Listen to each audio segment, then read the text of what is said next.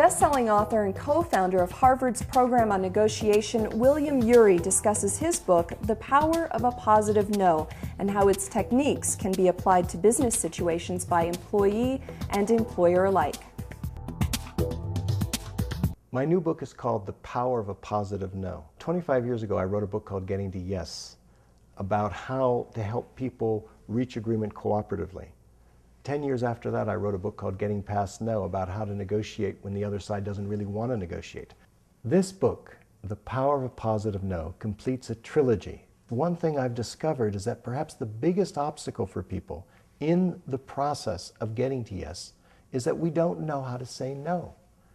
We don't know how to really stand up for what really matters for us. We don't know how to assert our interests.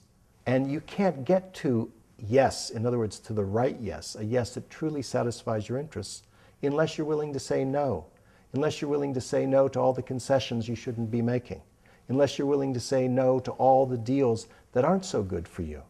The most profitable airline in the world, Southwest Airlines, made its success by saying no to customers, no to what customers had come to expect, which were reserved seats, hot meals, baggage transfers, in order then to be able to say yes to what customers cared most about, which was low-cost, convenient, frequent flights.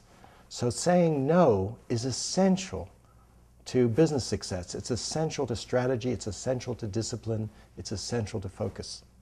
True leadership is not so much about saying yes, it's about saying no.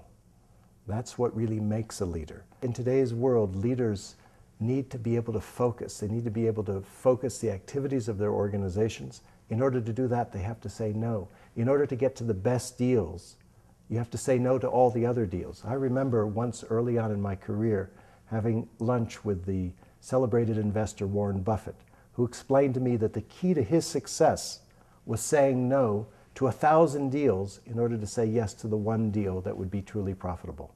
That's good advice for any leader and manager. There's a concept in my book called Building Them a Golden Bridge.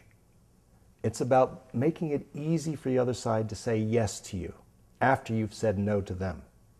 It's about making a proposal to them that is so attractive that it meets their needs as well as meets yours. It helps them save face even as you say no to them. It reaches out to the other side. Saying no is today's biggest challenge. Everyone I know in business, at work, in any kind of organization is feeling overwhelmed, overworked, overstressed.